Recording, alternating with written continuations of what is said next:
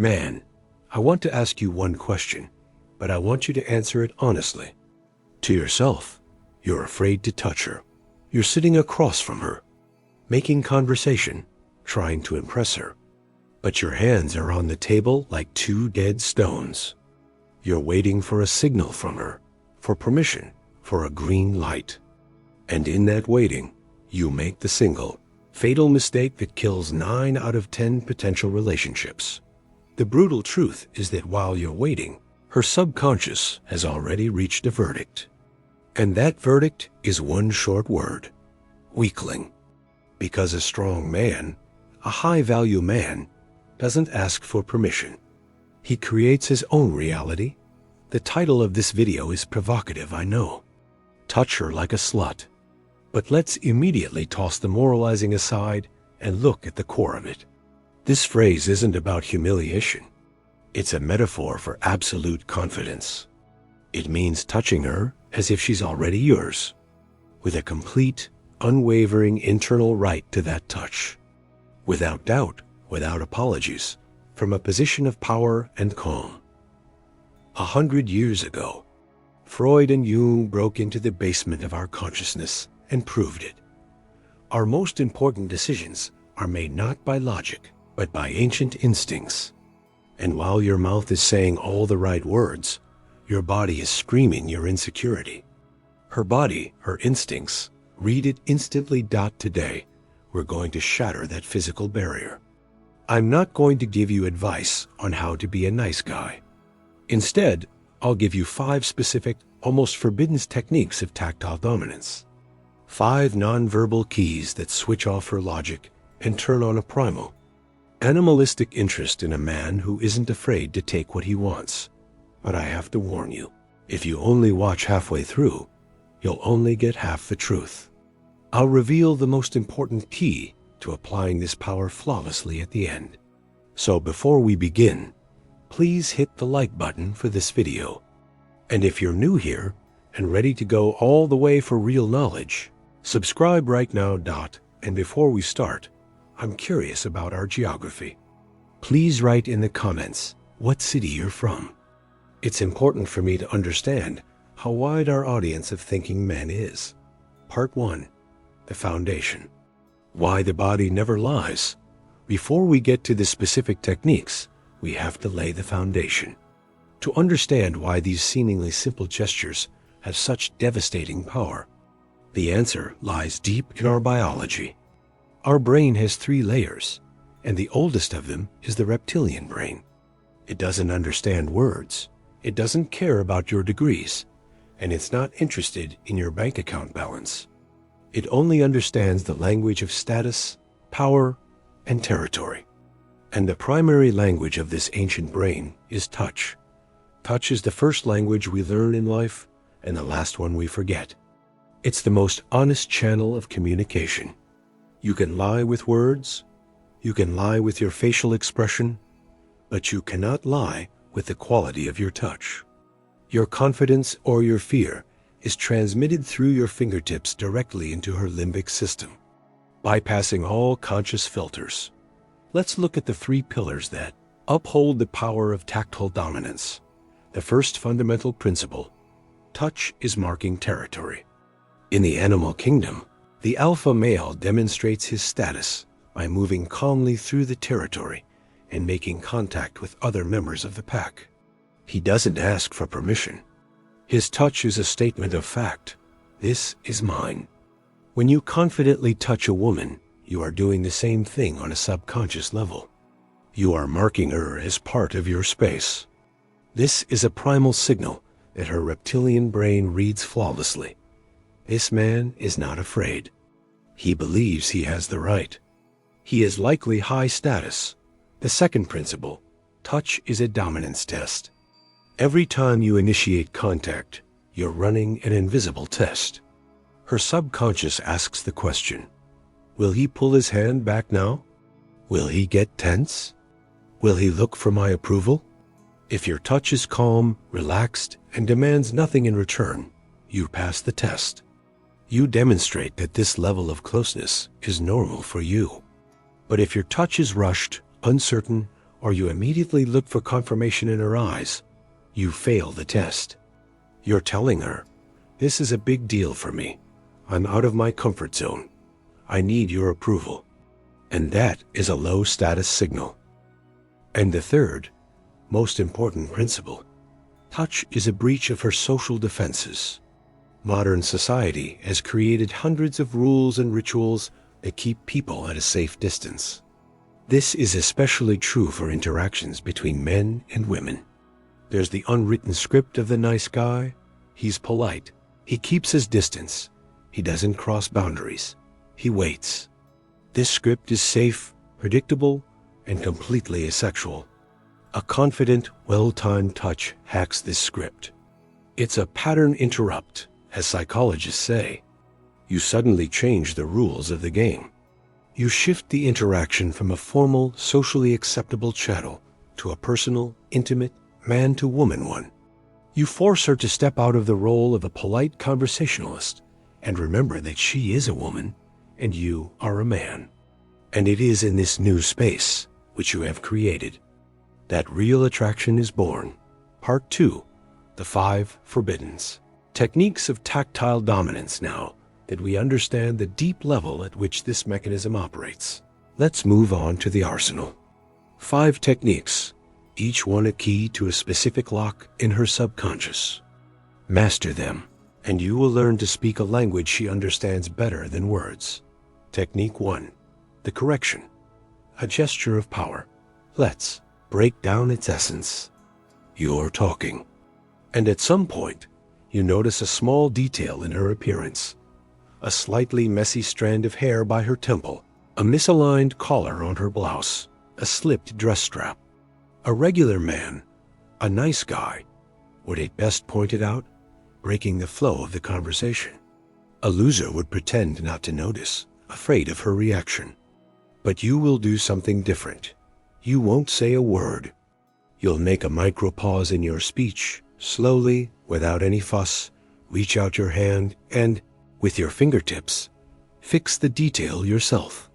Tuck the strand of hair behind her ear, adjust the collar, or put the strap back in place. And after that, just as calmly, without expecting gratitude, you continue your thought as if nothing happened. Now, let's dissect what actually happened in that moment on a subconscious level. This is not a gesture of care, as her logical mind might perceive it. It's a gesture of absolute, almost paternal dominance. You are invading her most intimate, personal space, not to get pleasure or to flirt, but to improve her, to correct her. You non-verbally communicate. I see your minor imperfections, and I have the right to fix them. This gesture is disarming. It breaks the usual social script. A woman is used to men either being afraid to touch her or doing so with the clear intent of courtship. Your action is devoid of any sexual request. It is an assertion of status. You show that your standard of normalcy, your standard of cleanliness and order, is higher than her current state, and you are bringing her up to your standard. This is an incredibly powerful top-down position. Let's look at the mechanics of proper execution, because the devil, as always, is in the details. Step 1. Notice the object. It's important that it's a real, albeit minor, detail. Don't make anything up. Your gaze should be natural, not searching. Step 2. The pause. Before you make the move, stop your speech for 1 second. This pause rivets her attention to you. She doesn't know what's about to happen, and this creates tension. Step 3. The movement. Your hand moves slowly, smoothly, and purposefully. No sharp or nervous jerks. Imagine you're removing a speck of dust from an expensive antique. Your fingers touch her lightly but firmly. Step 4. Disengage and continue. After making the correction, you immediately remove your hand, and most importantly, you don't wait for her reaction. You don't look into her eyes seeking approval. You just continue talking about what you were talking about before. By doing this, you show that for you, such an action is completely normal and requires no discussion or gratitude. And now for the fatal mistakes that can ruin everything. Mistake 1. Speed and fuss. If you do it quickly and nervously, it will look less like a gesture of power and more like an anxiety attack. It will betray your insecurity. Mistake 2. Verbalization. If you say, "Oh, you have a hair out of place? Let me get that," you destroy all the magic. You turn a gesture of dominance into a request for permission. You're back to being the nice guy. Mistake 3. Waiting for a reaction. If you fall silent after the gesture and look at her expectantly, you show your need for her approval. This instantly nullifies the entire effect. You must act as if correcting her is as natural to you as breathing. This technique, the correction, when performed correctly, becomes a powerful breach of her social armor. You show that you're not just another man trying to impress her. You are a man who lives by his own rules and establishes order in his space, a space she momentarily became a part of. The body remembers this feeling, the feeling of being next to an authority figure, not a supplicant. Technique 2. The territory invasion. A gesture of ownership. If the first technique was as delicate as a surgeon's scalpel, this one is as direct and solid as a seal on a document. Its essence is to demonstrate ownership of the space around you. Imagine this situation. You're sitting at a table in a cafe. Her phone, purse, or gloves are on the table between you. These items aren't just things. They are an extension of her personal space, her barrier, her territory. An ordinary man will navigate around this territory. He will place his glass so as not to accidentally touch her phone. A nice guy might even politely ask, "Could you move your purse a little?" By doing so, he once again confirms her right to that territory and his own position as a guest, a petitioner. You will do the exact opposite at some point in the conversation. When you need space to put down your cup or your notebook, you calmly, without aggression, reach out, take her phone or purse, and silently move it aside, clearing space for yourself. And you do it as if it's the most natural thing in the world, as if it's not her territory, but a shared one, or even yours. Let's analyze the psychological underpinnings of this gesture. In the animal kingdom, the pack leader doesn't ask for permission to take the best spot. He just takes it. By moving her personal item without permission, you are broadcasting the same signal on a human level. You are saying without words, "This space is mine. I am the master here. I set the rules and the order." This is a non-verbal seizure of power over the situation.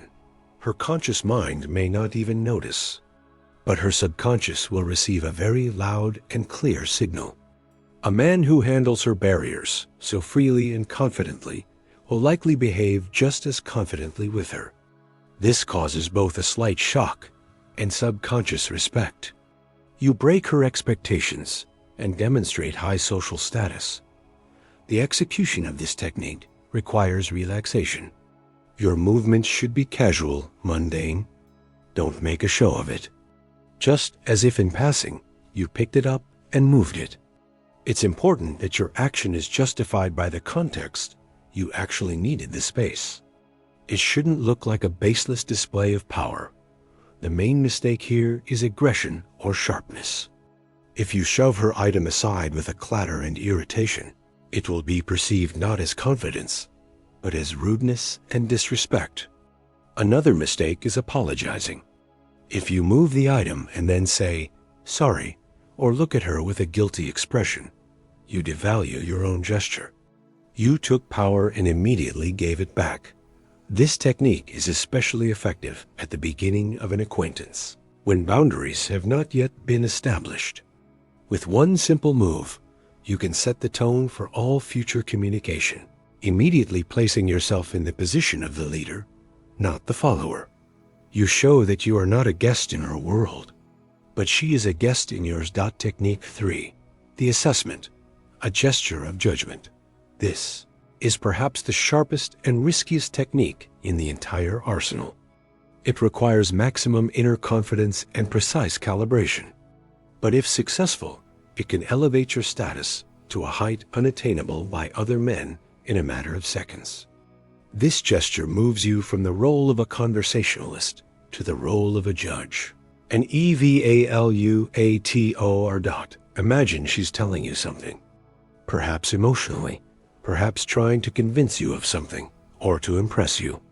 You listen to her, but instead of nodding sympathetically or agreeing, as everyone else does, you do something different. In the middle of her sentence, you slowly, without a word, extend your hand, but not to her shoulder or arm. You touch her chin. Lightly, with your fingertips, you lift her face, forcing her to look you directly in the eye.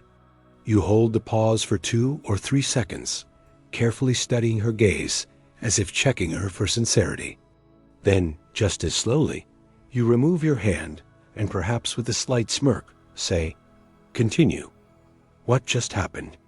You performed an act that is unthinkable by social standards. This is a gesture from the arsenal of kings, fathers, judges, those who hold absolute power. This gesture carries several powerful non-verbal messages. First, your words are not as important to me as your essence, and I want to see it. Second, I am not just listening to you. I am assessing you. I am deciding whether to believe you or not. Third, and most importantly, I have the right to do this. Such a gesture pulls the rug out from under her feet. It completely shatters her worldview and the usual flow of interaction. She expected to be on equal footing, and with one move, you placed yourself in a position above her. This causes a powerful cognitive dissonance. Her logic screams, "Who does he think he is?" But her ancient instincts receive a signal of an incredibly high-status man who doesn't play by the common rules. The mechanics here are critically important. Your touch must be light, almost weightless, but firm. You don't need to squeeze her chin. You are merely guiding her gaze. Your own gaze at this moment must be absolutely calm, confident, perhaps a little amused, but under no circumstances angry or lustful. The pause is the key element. It is in these seconds of silence, when your eyes meet, that the reassessment of statuses occurs. Fatal mistake number 1, the wrong context. This technique cannot be used in the first 5 minutes of a first date. A minimum level of contact and rapport must already be established. Mistake number 2, a lustful gaze. If desire is readable in your eyes, you will turn from a judge into a creepy pervert. The effect will be the opposite. Mistake number 3, insecurity. If your hand trembles or you look away first, you will fail the test. You will look ridiculous and pathetic. The assessment technique is like going all in. But if you feel you have enough inner strength and calmness to execute it correctly, you will create a moment in her memory that she will never forget. You will become an enigma to her, a man who cannot be figured out and whom she wants to unravel. This is the level of depth you will find in every one of my videos. If this is the approach you've been looking for, now is the perfect time to subscribe. Technique 4, the claim, a gesture of possession. This technique works on the instinct of possession. It's more subtle than the assessment, but no less effective. Its goal is to non-verbally declare your rights to her, but to do so under the guise of curiosity or play. You essentially claim a part of her body for a short time, studying it as if it were your property. Here's how it looks in practice. You're sitting next to each other, talking. At some point, for example, when she gestures with her hand, you don't just touch her hand in response. You do something different. You confidently take her palm in yours. Not for a handshake. You turn it palm up, as if you're going to read her fortune, and begin to examine it. You might trace a line with your finger, touch her ring, commenting on something aloud, or doing it in silence. You study her hand the way a collector studies a rare stamp. The key moment here is that you don't ask for her hand. You take it, It's not a request, but an action. You don't ask, "Can I see your hand?" You just take it and look. By doing this, you demonstrate that you perceive her not as a separate, foreign person whose boundaries must be respected, but as something that almost already belongs to you, and whose details you have the right to study. The psychological effect of this gesture is immense. A woman's hand, her palm, is a very intimate zone. When a man confidently takes it and begins to examine it without fuss, it creates a sense of predetermination, of inevitability. You are acting as if your right to this intimacy is a self-evident fact. This disables her resistance and turns on curiosity and excitement, the mechanics of execution. Your touch should be warm and relaxed. Don't grip her hand in a deathlock. You hold it firmly but gently. Your gaze should be focused on her hand, not her face. This shows that your attention is genuinely absorbed, studying the object, not in seeking her reaction. You might say something like, "Interesting ring," or "You have very expressive lines on your hand." But silence works best. Your focused silence in this moment speaks louder than any words. After you've studied her hand, you don't just drop it. You release it smoothly, perhaps with a light squeeze goodbye, and you immediately change the subject, not giving her time to process what happened on a logical level. The main mistakes. First, asking for permission. The phrase, "Let me see your hand," kills everything. Second, haste. If you grab her hand, glance at it quickly and let go. It will look like a nervous tick. Third, cold or sweaty hands. This is a physiological marker of fear and insecurity. Before using this technique, make sure you are calm and your hands are warm and dry. The claim technique is a quiet but very powerful way to state your intentions. You don't tell her you're interested. You show her that you already consider her yours. And this is the very masculine audacity that female logic succumbs to. Technique 5. The lingering departure, a gesture of intrigue. The final technique in our arsenal is the art of creating tension at the very last moment, at the moment of parting. Ordinary men say goodbye awkwardly. They either pull away too quickly, fearing they'll seem clingy, or they drag out the farewell, turning it into an awkward scene. This technique allows you to end your meeting not with a period, but with an ellipsis that will make her think about you long after. Here's the scenario. You're walking her to her door, to her car, or just saying goodbye on the street. You say bye or see you later. At this moment, you make a standard social gesture. You place your hand on her shoulder, her forearm, or, even better, on the small of her back. This is completely normal and expected. But then you do what she doesn't expect. After the words of parting have been said, and the logic of the moment requires you to remove your hand and go your separate ways, your hand lingers on her for an extra 1 or 2 seconds. It just rests there, motionless. And then, instead of abruptly pulling it away, it slides off her body very slowly, smoothly. This micro-pause and this slow slide are the essence of the technique. What happens in her head and body? You are breaking the social rhythm. Her brain has already given the command, "Farewell complete," but your body is giving the opposite signal. "I don't want to let you go." This 1-second delay stretches into an eternity in her perception. It creates powerful sexual tension and intrigue. It's a silent but absolutely clear message of your desire, but expressed not with the words of a petitioner, but with the action of a confident man. The slow slide of the hand enhances the effect. It's like the final fading chord in a piece of music. It leaves an aftertaste. She will physically feel the trace of your hand on her skin for several minutes after you've left. You literally imprint yourself on her body's memory. The mechanics are simple, but require precision. The key is contrast. First, you place your hand quite normally within the bounds of social ritual. The pause must be just that, a pause, not a long hold. 1, maybe 2 seconds at most. If you hold it too long, it becomes awkward. The sliding motion must be very smooth. Imagine you're stroking velvet. The fatal mistake here is essentially one: timing. If you hold your hand for too long, you'll turn from an intriguing man into a leech. If you remove it too quickly, it will be no effect. You need to catch that perfect moment when the logical farewell has ended, but the physical one hasn't yet. A second mistake is fussiness after the gesture.